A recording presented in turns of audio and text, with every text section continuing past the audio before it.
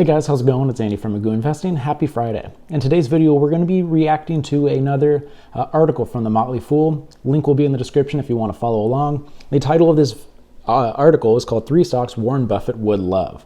And so these are stocks that have not been bought by Berkshire Hathaway yet, but based off of the criteria that Warren Buffett has had in the past, being a value investor and buying companies that he would like to hold forever, the author of this article, Leo Sun, makes a case for 3 of these different stocks. And in today's video, I'm going to be discussing and kind of analyzing what this author says about these stocks. And then in this video, I'm going to give it either a buy rating or I'm going to make some other suggestions for what I would be considering putting in this portfolio, or if I had the opportunity to kind of pitch some other options to Warren Buffett, what I would be telling him to take a look at. Obviously, he's not going to listen to someone like me, but based off of these 3 stocks, I'm going to talk about if I like the stock or if I think there's better options out there. Before we get started, I do have to say that I'm not a licensed financial advisor, and this is not financial advice. Anything you hear in this video is just me giving my own opinions on the stock market, and you need to do your own research. So the beginning of this, Berkshire Hathaway A and B, one from being a textile company to this massive company. Over the past 50 years, Berkshire Hathaway stock has surged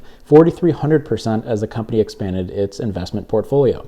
Most of the most recent purchases from Berkshire Hathaway weren't made by Buffett himself, and we're going to be talking about stocks that we think he should buy instead of the ones he's already bought. Here are the 3 stocks Buffett would love.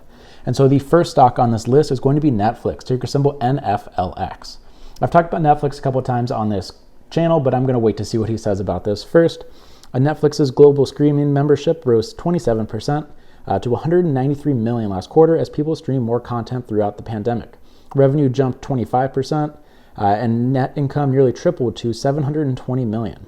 Netflix expects its membership to grow another 23% year over year in the third quarter, which goes against concerns about competition from Disney+, Hulu, and other hungry challengers. It expects its revenue and net income to rise by 21% and 43% respectively. That stable profit growth should silence concerns that its high content production and licensing costs could overwhelm its subscription revenue.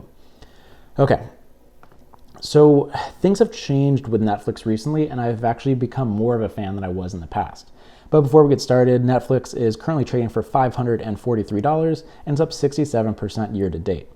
Netflix was actually the top performer of the 2010s, and so it increased by 443% in the past 5 years and a whopping 3,800% in the 2010s. So this was the top performer from the 2010s, and it's been interesting to see how it's done so far in 2020. People were staying at home, there was a lot more streaming, and so we saw some incredible numbers coming out of their earnings report. Their last earnings report, they beat a lot of expectations by adding 10 million new subscribers compared to 2.7 the year prior. In the first 2 quarters, they added almost as many subscribers as they did in the entirety of 2019. So far in 2020, they have added 26 million subscribers compared to 28 million in all of 2019. So they have expanded rapidly as people have been staying at home more and streaming, as I've already mentioned. One of the things that I was always against with Netflix is I thought that they spent too much money on holding the rights to some of these really old shows. And so what I've really been liking about Netflix recently is that they've been investing in themselves.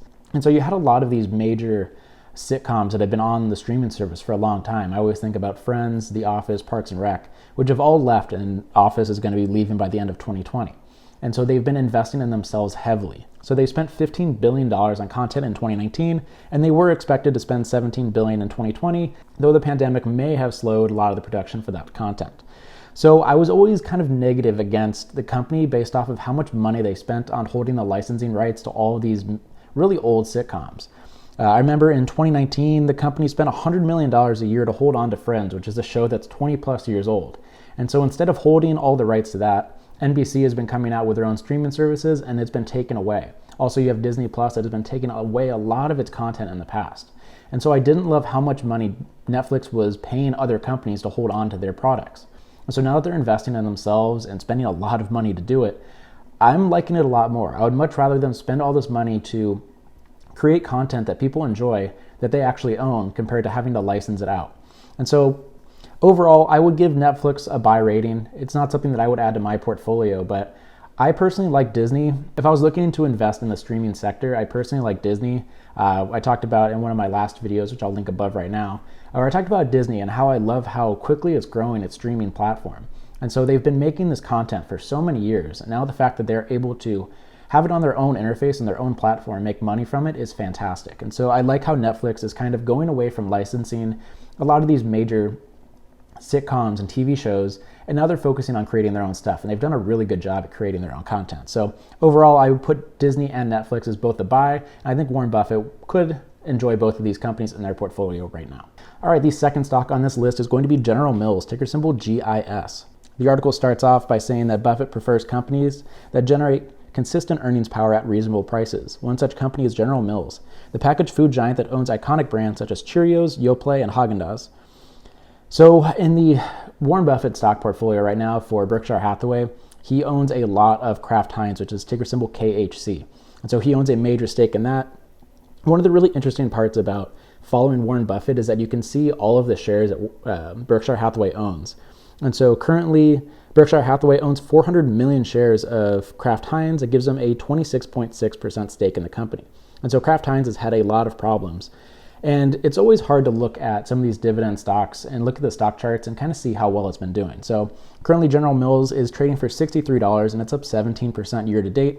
So if you look at the 5-year return, including reinvesting those dividends, you'd have a return of 30.8% and an annual return of 5.5%. So it's been pretty underwhelming compared to the overall market. But if I was looking to find a company that has kind of a similar business model, I usually think of these companies as being like the grocery store companies, stuff that you would only find in a grocery store, not something that you would like tell all of your friends about that you love this product, but it's something that you buy on a regular basis. There's a couple other stocks I would personally look at a little bit more because when I look at General Mills, it does not have the track record to kind of give me a reason to take a position in the company.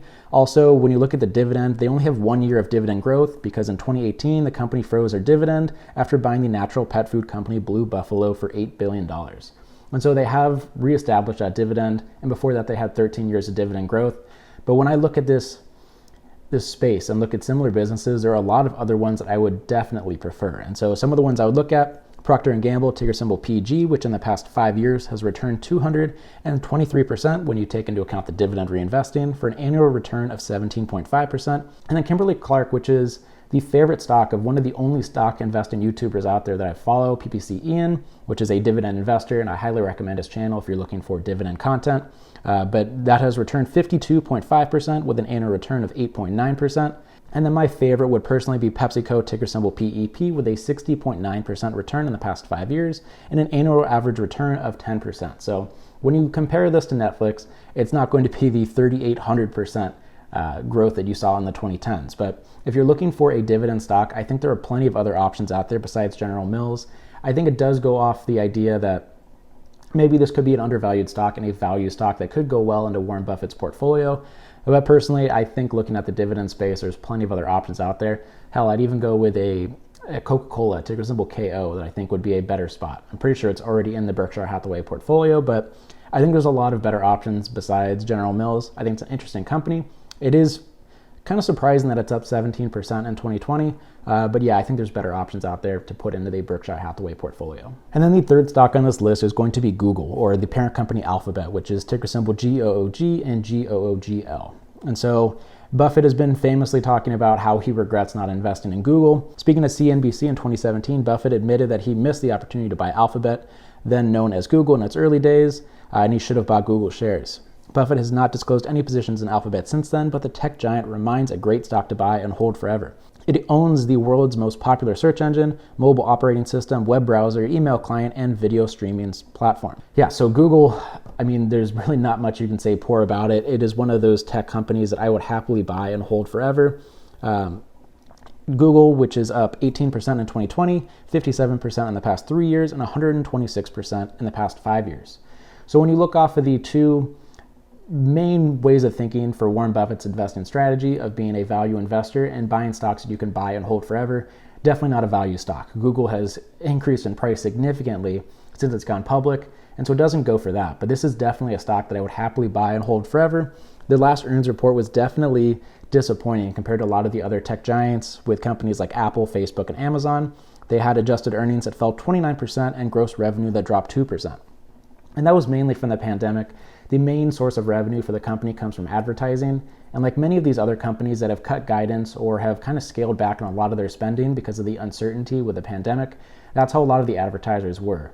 And so for a company like Google that distributes a lot of these ads, these agencies were not willing to spend as much money. So that makes sense why they fell. And so Google was one of these stocks that I followed heavily when I was trading in stuff like Snapchat and Twitter, because looking at a giant like Google, you can really get a prediction for how well these companies were going to do, because they're making most of their money from advertising as well. So Google is one of those companies that probably not going to be a great value at this point.